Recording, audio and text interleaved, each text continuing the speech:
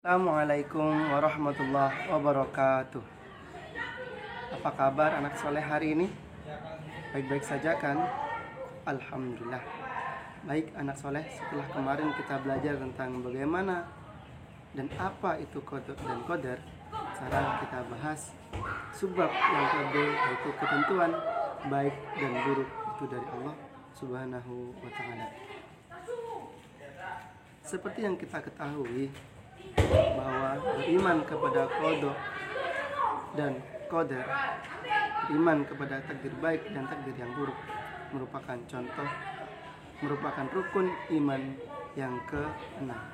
Jadi wajib sebagai orang muslim percaya dan tahu apa itu qada dan qadar, mempercayai takdir buruk dan takdir Allah Subhanahu wa Ta'ala. Orang-orang yang beriman pada qada dan qadar pasti dia akan mengerjakan dua hal yang berikut ini. Yang pertama adalah ikhtiar. Sering kita mendengar kata ikhtiar di HP, di media sosial, ataukah ketika ada pengajian. Apa itu ikhtiar? Ikhtiar adalah usaha manusia untuk memenuhi kebutuhan dan keperluan dalam hidupnya. Contohnya, kita belajar agar kita menjadi pintar. Usaha kita bekerja agar keluarga kita bisa makan, agar keluarga kita bisa memiliki uang untuk keperluan sehari-hari. Kita olahraga agar tubuh kita sehat. Kita memakai masker, kita ikuti protokol kesehatan agar kita tidak terkena dampak wabah ini. Itu merupakan salah satu contoh ikhtiar kita. Usaha tersebut bukan karena kita sudah mengetahui bahwa qada dan qadar Allah itu kayak apa. Akan tetapi yang terpenting adalah kita usaha dengan sekuat tenaga. Kita usaha sekuat tenaga. Bahkan kita makan pun itu merupakan usaha kita agar bisa belajar dengan fokus, agar bisa ibadah dengan khusyuk. Tak perlu memikirkan takdir yang akan terjadi pada kita. Hal itu dikarenakan nasib kita tidak akan berubah tanpa ada kemampuan untuk mengubahnya. Tapi jangan mentang-mentang kita tahu bahwa qada dan qadar itu tergantung dari Allah, lalu kita pasrah terhadap keputusan, terhadap takdir yang telah menimpa kita. Misalkan kita ditakdirkan kita untuk saat ini menjadi anak yang masih memiliki nilai di bawah rata-rata. Kita tidak boleh berputus asa. Udahlah, biarin aja. Mungkin memang takdir dari Allah saya jadi anak yang seperti ini. Ketika hari ini kita mendapatkan rezeki yang tidak kita duga-duga, misalkan, ya udahlah, mungkin takdir kita menjadi orang yang suka ngambil barang orang. Tidak. Allah itu tergantung dari dzon atau persangkaan dari hambanya. Kalau kita hamba yang yakin bahwa kita ditakdirkan seperti itu dan kita tidak memiliki keinginan untuk berubah, maka ya Allah tidak akan mengubah kita. Tapi kalau kita memiliki keinginan kuat untuk berubah dan kita yakin bahwa Allah akan mentakdirkan kita untuk berubah, maka kita akan berhasil menjadi orang yang lebih baik lagi, menjadi orang yang telah berubah. Seperti dalam firman Allah dalam Al-Quran, Innallaha la yughayyiru ma biqaumin hatta yughayyiru ma bi anfusihim. Allah tidak akan mengubah seseorang hingga dia yang mengubah takdirnya sendiri, hingga dia mengubah qadanya sendiri. Ikhtiar kita sudah selesai. Saya sudah selesai, Pak. Saya sudah usaha sekuat mungkin. Nah, ketika kita selesai berikhtiar, maka yang kita lakukan adalah yang kedua, berdoa. Berdoa atau memohon kepada Allah Subhanahu wa taala merupakan suatu ibadah. Jadi kalau sesuatu yang berbau ibadah, maka otomatis pasti berpahala. Berdoa amat penting dan sangat dianjurkan dalam agama Islam. Nah, berdoa setelah kita selesai berikhtiar, sepantasnya lah kita barengi biar kita dengan berdoa. Kita harus berdoa. Seperti kata pepatah, usaha tanpa doa itu sombong, tapi usaha tapi doa tanpa usaha adalah omong kosong. Bapak ulangi, usaha tanpa doa itu sombong, doa tanpa usaha itu omong kosong. Kurang apa agama kita mengajarkan kita tentang betapa hebatnya berdoa?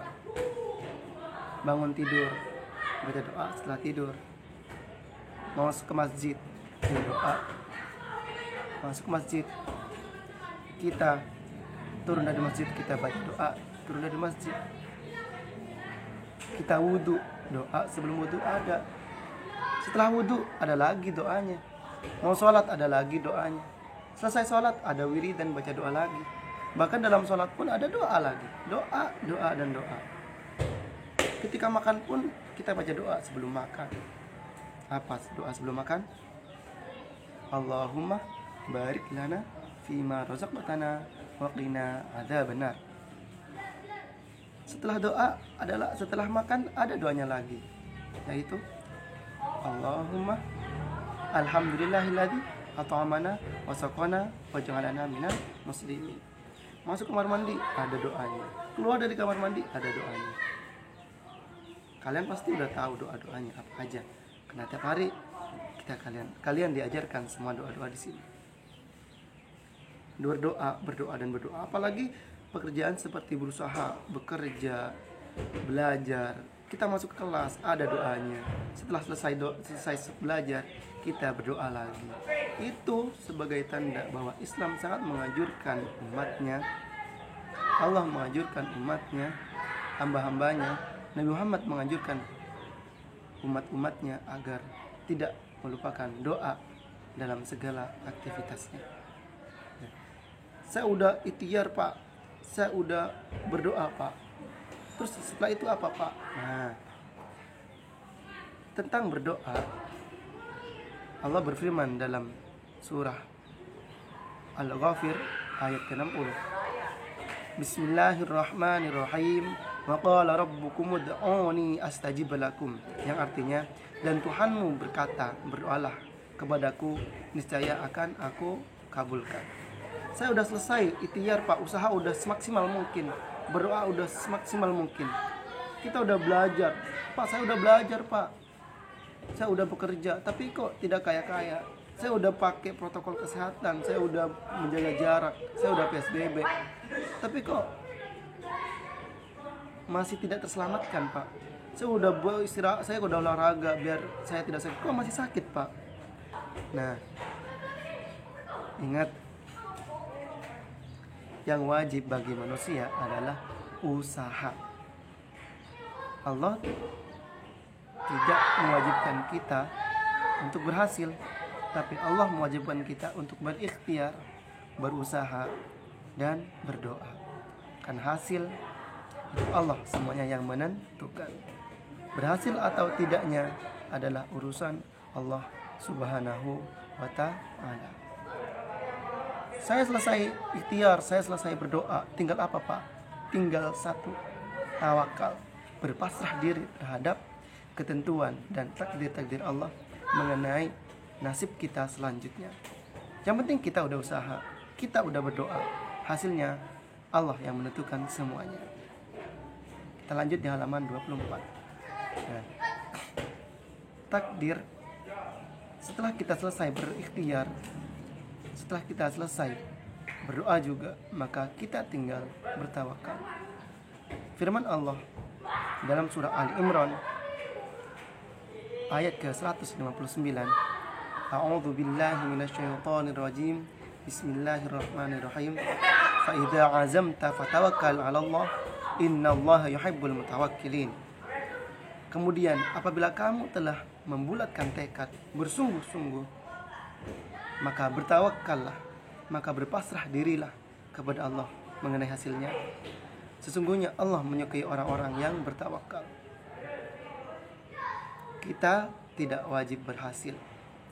Yang wajib bagi kita adalah berusaha. Kita usaha agar nilai kita tinggi. Kita berusaha agar kita menjadi anak yang soleh. Kita berusaha menjadi makhluk Allah yang lebih baik lagi. Kita berusaha menjadi pengendara yang baik di jalanan. Kita berusaha menjadi anak yang patuh kepada orang tua dan patuh kepada guru. Kita usaha, kita bekerja sebagai bentuk kewajiban kita kepada Allah. Karena Allah mewajibkan kita untuk usaha, tidak mewajibkan untuk berhasil. Nah, kita lanjutkan. Ada hikmah yang dapat kita ambil dari mengimani qada dan qadar. Hikmah tersebut adalah: 1. Dapat membangkitkan semangat dalam bekerja dan berusaha. Orang-orang yang beriman kepada qada dan qadar, otomatis dia akan semangat dalam bekerja, semangat dalam belajarnya, semangat dalam bantu-bantu ibu di rumah, semangat dalam membantu ayah di rumah. Karena apa? Karena dia iman pada qada dan qadar. Dia tahu bahwa dia wajib untuk berusaha, dia wajib untuk berdoa, dia wajib untuk bertawakal. Yang kedua, tidak membuat sombong atau takabur. Iya, ini yang paling penting. Ini salah satu yang paling penting. Karena apa? Kadang kita tidak melibatkan Allah terhadap apa yang telah berhasil kita lakukan. Kita berhasil mendapatkan ranking 1, tapi kita sombong. Nih, aku udah dapat ranking 1 karena saya belajar, karena saya sungguh-sungguh. Tapi kamu tidak melibatkan Allah dalam keberhasilanmu, maka kamu disebut orang yang sombong. Saya bekerja siang malam, jadi itu yang bikin saya kaya. Kamu lupa bahwa Allah yang menjadikanmu kaya. Allah bisa saja menjadikanmu miskin saat itu juga. Na'udzubillah, summa na'udzubillah. Manusia yang kemampuannya sangat terbatas, sedang kekuasaan Allah maha tinggi. Tidak ada yang bisa. Sesuatu yang terjadi di dunia ini, tidak ada yang sanggup menjalankan semuanya kecuali takdir Allah Subhanahu wa ta'ala. 3. Memberikan pelajaran bahwa segala sesuatu berjalan dengan ketentuan dan kehendak Allah Subhanahu wa ta'ala. Kita tidak tahu tahun depan kita jadi apa, 10 tahun lagi kita akan jadi apa, 15 tahun lagi akan terjadi apa.